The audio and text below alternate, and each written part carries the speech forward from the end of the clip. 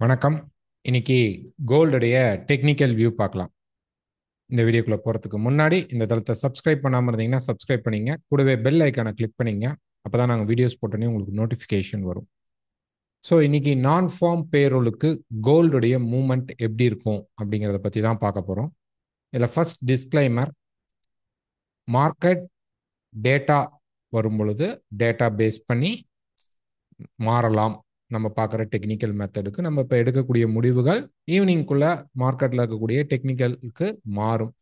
So எல்லா இடத்துலையுமே கண்டிப்பாக ஸ்டாப் லாஸ் யூஸ் பண்ணி தான் ட்ரேட் பண்ணணும். ஸ்டாப் லாஸ் யூஸ் பண்ணாமல் ட்ரேட் பண்ணக்கூடாது. லாஸ்ட் நமக்கு வந்த நான் ஃபார்ம் பேரோல் அப்படிங்கிறது ஒரு நல்ல பாசிட்டிவாக நமக்கு வந்திருந்தது. அதனால மார்க்கெட்டில் பார்த்தீங்க அப்படின்னா டிஎக்ஸ்ஒய் ஒரு நல்ல க்ரோத் கிடந்தது. நமக்குமே ஒரு நல்ல ரெசிஸ்டன்ஸ் கிடைச்சனால நம்ம ஷார்ட் போயிடுந்தோம். இன்னைக்கு அப்படி இருக்கா அப்படின்னா ஃபர்ஸ்டே சொல்லிடலாம், இந்த market it's not clear.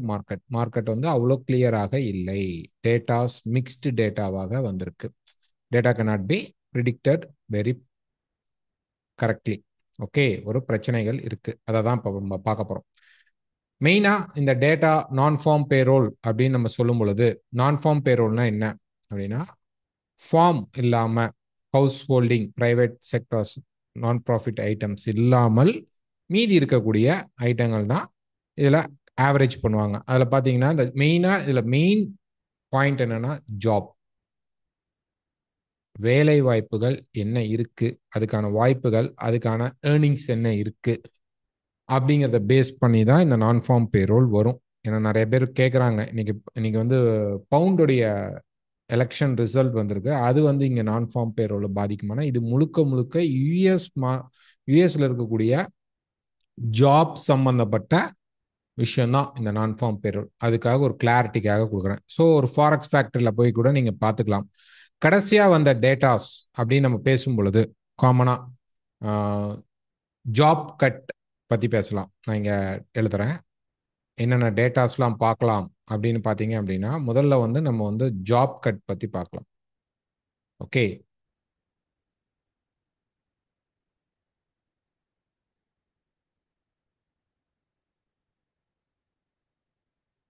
Okay, நான் இந்த இடத்துல எழுதுறேன்.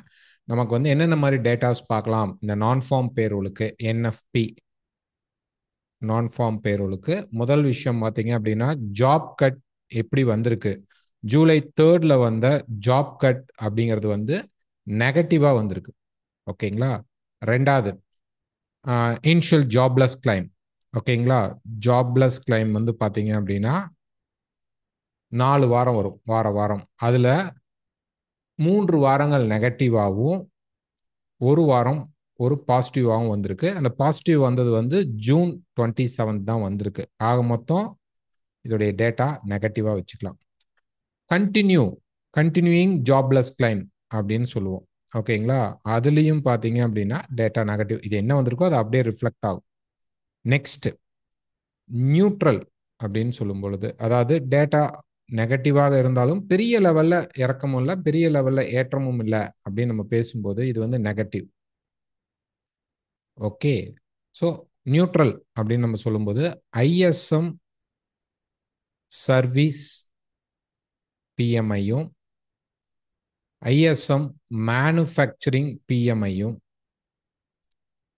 ஓகேங்களா, மேனுஃபேக்சரிங் பிஎம்மும் நமக்கு நியூட்ரலைஸ்டாக வந்திருக்கு. ரொம்ப இல்லை, ஒரு 49.2 அப்படின்னு இதை எக்ஸ்பெக்ட் பண்ணியிருந்தாங்க.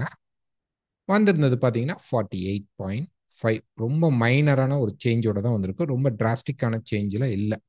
நெக்ஸ்ட், பாசிட்டிவான விஷயங்கள் பார்க்கணும் அதில். ஸோ பாசிட்டிவ் அப்படிங்கிற டாப்பிக்கில் பார்த்தோம் அப்படின்னா, ஃபர்ஸ்ட் நமக்கு யூனிவர்சிட்டி ஆஃப் மிசிகன் அவங்களுடைய கன்சியூமர் கான்ஃபிடன்ஸ் பார்த்தீங்க அப்படின்னா, சென்டிமெண்ட்ஸ் பார்த்தீங்க அப்படின்னா நமக்கு ஒரு பாசிட்டிவாக அமைஞ்சிருந்தது. ரெண்டாவது, யுஎஸ் உடைய கன்சியூமர் கான்ஃபிடென்ட் இண்டெக்ஸ் சிசிஐ அது பார்த்தோம் அப்படின்னா அது நமக்கு பாசிட்டிவாக வந்திருந்தது. மூணாவது, ஜாப் ஓப்பனிங். ஓகே, ரொம்ப இம்பார்ட்டன்ட். இந்த வீக் வந்தது ஜாப் ஓப்பனிங்கும் பார்த்தீங்கன்னா பாசிட்டிவாக வந்திருக்கு. நெக்ஸ்ட், நமக்கு ATP automatic data processing employment report நெகட்டிவாக வந்திருக்கு. ஓகேங்களா. ஏடிபி நெகட்டிவா வந்திருக்கு. இதெல்லாம் தாங்க முக்கியமான டேட்டா. இதை தாண்டி யுஎஸ் உடைய கரன்சிக்கு பார்த்தீங்கன்னா inflation rate negative, PPI negative, ஓகேங்களா, CPI negative, PPI negative, Empire State வந்து பாசிட்டிவ், ரீட்டைல் சேல்ஸ் வந்து நெகட்டிவ், ஃபிளாஷ் மேனுஃபேக்சரிங் வந்து பாசிட்டிவ். அங்கே 2 பாசிட்டிவ் 3 நெகட்டிவ். அவுட் ஆஃப் இதை தாண்டி நம்ம பார்க்கும் பொழுது இங்கேயும் ஒரு பேலன்ஸ்டாக தான் இருக்குது. அப்போ ஓவராலாக பார்த்தீங்க அப்படின்னா 4 நெகட்டிவ் வந்திருக்கு மெயின் கான்செப்டில், 3 பாசிட்டிவ் வந்திருக்கு, 2 நியூட்ரலைஸ்டாக வந்திருக்கு. இதே லாஸ்ட் மந்தோடைய ரிப்போர்ட்ஸில் நம்ம பார்த்தோம் அப்படின்னோம்னா நமக்கு பார்த்தீங்க அப்படின்னா பெரும்பாலும் பாசிட்டிவ் ஒன்று நெகட்டிவ் ஒன்று, மீதி எல்லாமே நியூட்ரலைஸ்டில் வந்திருந்து, எல்லாமே நியூட்ரலைஸ்டில் வந்திருந்து. ஸோ இது வந்து ஒரு மிக்ஸ்டு டேட்டாவாக நம்ம கன்சிடர் பண்ணிக்கணும். ஸோ இதை போய் நீங்கள் ஒரு ஃபாரெக்ஸ் ஃபேக்டரியில் பார்க்கணும் அப்படின்னு நீங்கள் நினச்சிங்க அப்படின்னா தாராளமாக ஃபாரெக்ஸ் ஃபேக்டரியில் போயிட்டு நீங்கள் லாஸ்ட் மந்த் வந்த எல்லா டேட்டாஸும் யூஎஸோடைய மேஜர் அண்ட் மைனர் டேட்டாஸ் எல்லாத்தையும் எடுத்து பார்த்தீங்க அப்படின்னா இதில் இருக்கும். ஓகேங்களா, அந்த ஏடிபி பார்த்தீங்கன்னா நெகட்டிவாக இருக்கும். ஐஎஸ்எம் வந்து பெரிய டிஃப்ரென்சஸில் வரல. Manufacturing and service BMI negative தான், அஃப்கோர்ஸ் ரொம்ப நெகட்டிவ் கிடையாது.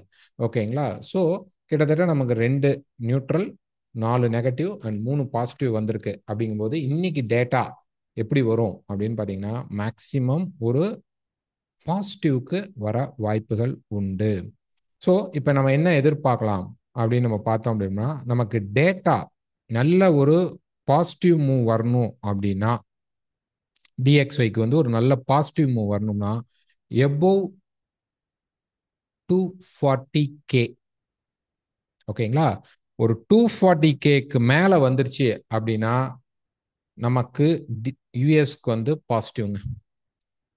இல்ல அதை விட கம்மியா இருக்கு, ஒரு 220 வந்தா கூட பாசிட்டிவ் தான். ஓகே, எபோவ் 220ன்னு வச்சுக்கலாம். எபோவ் 220, 240க்கு மேல எல்லாம் வந்துருச்சுன்னா டேட்டா 100% பாசிட்டிவ், டிஎக்ஸ்ஒய் மேல போகும், கோல்டு கீழே வர்றதுக்கான வாய்ப்புகள் இருக்கும். ஒருவேளை மார்க்கெட்ல வரக்கூடிய டேட்டா நமக்கு வந்து ஒரு நெகட்டிவா வருது அப்படின்னு எதிர்பார்க்கலாம். என்ன மாதிரி நெகட்டிவா வரணும் அப்படின்னு பார்த்தீங்க அப்படின்னா கிட்டத்தட்ட ஒரு 170க்கு கீழே வரும் பொழுதே 170Kக்கு கீழே வந்தாலே மார்க்கெட் வந்து டிராப் ஆகிறதுக்கான வாய்ப்புகள் தான் அதிகமாக இருக்கும். 150Kலாம் வந்தால் ரொம்ப டிராப் ஆகிடும். ஸோ இன்னைக்கு வரக்கூடிய டேட்டா மேக்சிமம் எனக்கு தெரிஞ்சு பாசிட்டிவ்ல பஞ்ச் ஆகிறதுக்கான வாய்ப்புகள் அதிகமாக இருக்கலாம் அப்படின்னு நான் கணக்கு போடுறேன். இது மேபி மாறும், டேட்டா வரும்போது எல்லாமே மாறுறதுக்கு வாய்ப்புகள் இருக்கும். கண்டிப்பாக இந்நேரம் வந்து பிக் ட்ரேடர்ஸ் உடைய பஞ்சஸ் வந்து இந்த மார்க்கெட்ல நடந்திருக்கும். ஸோ இப்போ கோல்டுடைய சார்ட்டை போய் நம்ம பார்க்கலாம். ஸோ கோல்டுடைய சார்ட் பார்க்கும் பொழுது ஃபர்ஸ்ட் வீக்குடைய சார்ட் பார்க்குறோம். ஸோ வீக் பொறுத்த வரைக்கும் பார்த்தீங்க அப்படின்னா மார்க்கெட் வந்து அந்த சப்போர்ட் லெவலில் இருக்கிறோம், அதில் எந்த ஒரு மாற்றமும் கிடையாது. மார்க்கெட்டின் சப்போர்ட் இந்த சேனலுடைய சப்போர்ட் லெவலில் தான் இருக்கிறோம். டே பொறுத்த வரைக்கும் பார்த்தோம்னா டேவுடைய ட்ரெண்டிங் பை ட்ரெண்ட் தான். இங்கே மார்க்கெட் வந்து மேலே தான் போயிட்டு இருக்கான், இதில் எந்த மாற்றமும் இல்லை.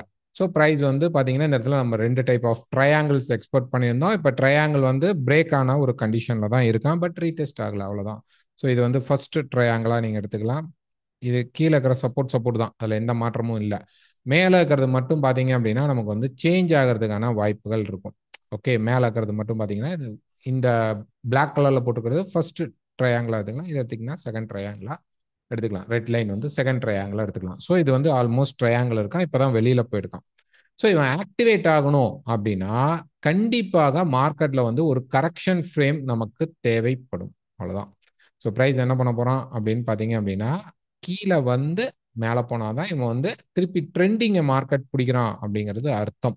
ஓகேங்களா, ஸோ இதுக்கு மார்க்கெட் கரெக்ஷன் ஆகிடுக்கணும். இந்த கரெக்ஷனுக்காக தான் நம்ம என்ன எக்ஸ்பெக்ட் பண்ணியிருந்தோம் அப்படின்னா ஒரு செல் சைடு எக்ஸ்பெக்ட் பண்ணியிருந்தோம். இந்த இடத்துல நம்ம வந்து நேற்று சார்ட் கொடுத்துருப்போம், டெலகிராமில் இருக்கும், டெலகிராமில் லிங்க் கீழே இருக்கும், நீங்கள் பார்க்குறவங்க போய் பார்த்துக்கலாம். ஸோ இந்த இடத்துல ஒரு செல் பாயிண்ட் எடுப்போம். ஃபர்ஸ்ட் டார்கெட் 55 வச்சுருந்தோம், அந்த ஃபர்ஸ்ட் டார்கெட் நமக்கு கிடைச்சிருச்சு, செகண்ட் டார்கெட் வரல. ஸோ இப்போ இது ரெசிஸ்டன்ஸ் 1, இது ரெசிஸ்டன்ஸ் 2, 2 ரெசிஸ்டன்ஸும் பக்கமாக இருக்கு மார்க்கெட்டில்.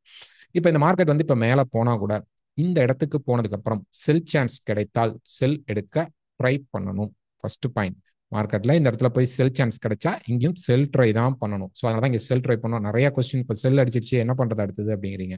இன்னைக்கு நான் ஃபார்ம் பேரோல வரக்கூடிய டேட்டா ரொம்ப ரொம்ப ரொம்ப ரொம்ப இம்பார்ட்டன்டான டேட்டா முதல்ல அதை தெரிஞ்சுக்கங்க. டேட்டா வந்து இன்னைக்கு வரக்கூடிய டேட்டா ரொம்ப ரொம்ப இம்பார்ட்டண்டான டேட்டா. அதுக்கு முன்னாடி மார்க்கெட் எங்கேயாவது ரெசிஸ்டன்ஸ் கிடைச்சிட்டா நாங்கள் வந்து டெலகிராமில் போஸ்ட் போடுறோம், சார்ட் போஸ்ட் போடுறோம். அங்கே நீங்கள் போய் ஸ்டாப் லாஸ் யூஸ் பண்ணி எடுத்துக்கங்க. இந்த சொல்ற எல்லா விஷயமே நீங்கள் ஸ்டாப் லாஸ் யூஸ் பண்ணி மட்டும்தான் எடுக்கணும். இன்னைக்கு டேட்டா நம்மள கன்ஃபியூஸ் பண்ணலாம். ஏன்னா இந்த இடத்துல ஃபர்ஸ்ட் ரெசிஸ்டன்ஸ்ல அவன் திரும்ப ட்ரை பண்ணா, அதனால தான் நம்ம அந்த செல் ட்ரை எடுத்தோம். இப்போ மார்க்கெட் மேலே போகும் பொழுது இதோடைய ஸ்டாப் பாயிண்ட், ஒருவேளை மார்க்கெட் இங்க இருந்து இப்போ வந்து கீழே வரப்போறோம் அப்படின்னு நம்ம வச்சுக்கோம். இங்க இருந்து மார்க்கெட் கீழே வரோம்னா இதோடைய ஸ்டாப் பாயிண்ட்ஸ்லாம் என்னென்ன அப்படிங்கறத தெளிவா சொல்லிடுறேன். ஸோ 2358 இது வந்து ஃபர்ஸ்ட் சப்போர்ட்டாக இருக்கும். ஸோ ப்ரைஸ் அப்படி போய் இப்படி வந்து திருப்பி மேலே பஞ்ச் பண்ணலாம் அல்லது போக முடியாம திரும்பலாம். ஸோ இந்த இடத்துல இருக்கக்கூடிய டேட்டா ஃபர்ஸ்ட் ஸ்டாப் பாயிண்டா நமக்கு அமையும், சப்போர்ட்டாக அமையும். இதை விட ரொம்ப ரொம்ப இம்பார்ட்டன்டான சப்போர்ட் லெவல் எது அப்படின்னா 2335. ஸோ இது ரொம்ப முக்கியமானது. இதுதான் நம்ம டார்கெட்டாகவும் அங்கே வச்சு காட்டியிருப்போம் நான் அனுப்பிச்ச சார்ட்ல. ஸோ இதுக்கு அடுத்தது நமக்கு பார்த்தீங்கன்னா மூணாவது சப்போர்ட் லெவல் 2310.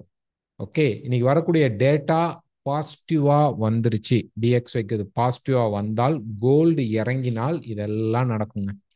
ஒருவேளை டேட்டா வந்து ஒரு மினிமைஸ்டா ஒண்ணுமே இல்லை, ஒரு 200க்கும் 180க்கு இந்த மாதிரி லெவல்ல வந்துருச்சு அப்படின்னா மார்க்கெட் இதே சைட்வேவை மார்க்கெட் மெயின்டைன் பண்ணுவான்.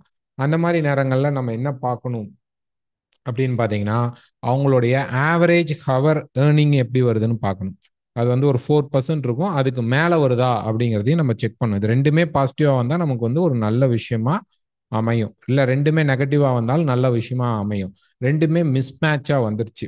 கூட வந்து நமக்கு வந்து அன்எம்ப்ளாய்மெண்ட் ரேட்லையும் ஏதாவது மைனஸ் வந்துருச்சு அப்படின்னா ரொம்ப கஷ்டம். மூணுமே ஒரே சீக்வன்ஸில் வரணும். நமக்கு வந்து ஹவர்லி ஏர்னிங்கும், நான் ஃபார்ம் பேரோலும் அண்ட் தென் அன்எம்ப்ளாய்மெண்ட் ரேட்டும் மூணுமே வந்து நெகட்டிவாவோ பாசிட்டிவாவோ வந்துருச்சுன்னா நீங்கள் டிஎக்ஸ்ஒய் அதுக்கு தகுந்த மாதிரி நகர ஆரம்பிக்கும். அப்போ கோல்டில் நடக்கக்கூடிய பாயிண்ட், ஒரு செல் பாயிண்ட் பார்க்கலாம். இந்த ரெண்டு ரெசிஸ்டன்ஸ் இருக்கும்போது நான் வந்து இப்போ போய் பை எடுக்கலாமா அப்படின்னா எடுக்கலாம். உங்களுக்கு நல்ல ஒரு செட்டப் இருந்தால் எடுங்க, ஸ்டாப் லாஸ் யூஸ் பண்ணி எடுங்க. இன்னைக்கு குடிக்கக்கூடிய ஃபிளாஷ்ல மார்க்கெட் ஒருவேளை இந்த ஃபர்ஸ்ட் சப்போர்ட்டுக்கு வந்து ஏதாவது க்ளூ கிடைத்தால் பை எடுப்போங்க. இங்க இன்னும் செல் கிடைக்கலைங்க. ஓகே, மார்க்கெட் நியூஸ்க்கு அப்படி மேலே அடிச்சுட்டு திரும்பினால் செல் ட்ரை பண்ணுவோம். இங்க வந்து ஃபர்ஸ்ட் டார்கெட் புக்கை ட்ரை பண்ணுவோம். தென் மார்க்கெட் திரும்புதான்னு பார்ப்போம். அந்த கண்டிஷன் அப்படியே கண்டினியூ ஆகுது அப்படின்னா நெக்ஸ்ட் இந்த டார்கெட் வரைக்கும் எதிர்பார்ப்போம். ஸோ இதுதான் இன்னைக்கு எங்களுடைய கோல்டுடைய பிளான். ஒருவேளை மார்க்கெட் மேலே உடைச்சிட்டானா 2400 410 அப்படிங்கிறது தான் நம்மளுடைய நெக்ஸ்ட் பிக் ரெசிஸ்டன்ஸாக இருக்கும். ஓகேங்களா, பெரிய பிக் ரெசிஸ்டன்ஸாக இருக்கும். ஆனால் அதுக்கு முன்னாடி ரெண்டு முக்கியமான ஸ்டாப் ஏரியா, இப்போ இருக்கிறது மார்க்கெட் ஸ்டாப் ஏரியா தான். இதை தாண்ட முடியாமல் மார்க்கெட் ரொம்ப ஸ்ட்ரகிள் ஆகிட்டு இருக்கு. ட்ரையாங்கிள் பிரேக்குக்காக அட்லீஸ்ட் நமக்கு ஒரு கரெக்ஷன் வந்தால் கூட 2335 அப்படிங்கிற இந்த லெவலுக்கு வரணும். இங்கே வரும்பொழுது எடுக்கக்கூடிய சப்போர்ட்ல எடுத்தோம்னா இதை டார்கெட்டாக வைக்க ட்ரை பண்ணுவோம். மார்க்கெட் ஃபால் ஆனால் கூட இங்கே பார்ப்போம். ஸோ மார்க்கெட்டிங் வந்தோடனே புக்கிங் பண்ணிக்கணுமா அப்படின்னு தயவு செஞ்சு கேட்காதீங்க. இங்கே வரும்பொழுது ஸ்டாப் லாஸை தான் ட்ரையல் பண்ணிக்கிட்டே வருவோம். இந்த மார்க்கெட் ஒருவேளை இந்த டார்கெட் எடுத்துட்டு நெக்ஸ்ட் 2280 அப்படிங்கிற பிக் டார்கெட்டுக்கு மார்க்கெட் போனாலும் வாய்ப்புகள் ரொம்ப ரொம்ப அதிகமாக இருக்கும்.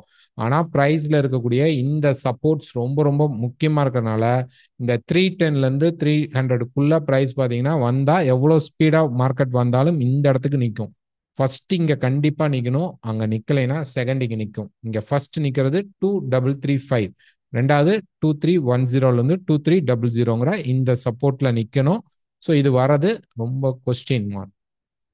அப்ப டேட்டா வந்து ரொம்ப அன்லிமிட்டடா பாசிட்டிவா வரணும். 240க்கு மேல போனால் வேணா இந்த 2280 பிரேக் பண்றதுக்கான வாய்ப்புகள் மார்க்கெட்ல இருக்கும். ஸோ பவுண்டுடைய கன்சர்வேட்டிவ் அந்த கட்சியும் லேபர் கட்சி அதில் வந்து பார்த்தீங்க அப்படின்னா ஒரு ஆட்சி மாற்றம் ஏற்பட்டிருக்கு, இல்லைன்னு சொல்ல. இது பவுண்டோடைய கரன்சியை தான் பாதிக்கும், கோல்டை பாதிக்காது. இது யூஎஸ்க்கு பேஸ் பண்ணி யூஎஸ் உடைய ஜாப் ரிலேட்டட், ஏன்னா நிறைய கன்ஃபியூஸ்டாக கேட்கறதுனால தான் கொஞ்சம் டீட்டெயில்டாக சொல்லியிருக்கிறோம். வெயிட் பண்ணுங்க, வெயிட் பண்ணி நல்ல ஃபார்மேஷன் கிடைக்கும் போது ஸ்டாப் லாஸ் இருந்தால் மட்டும் எடுங்க, இல்லைன்னா எடுக்காதீங்க. இந்த வீடியோ பிடிச்சிருந்தா மறக்காம லைக் பண்ணுங்க, ஷேர் பண்ணுங்க, கமெண்ட் பண்ணுங்க. டவுட் இருக்கிறவங்க ஏதாவது கால் பண்ணுங்க. தேங்க்யூ.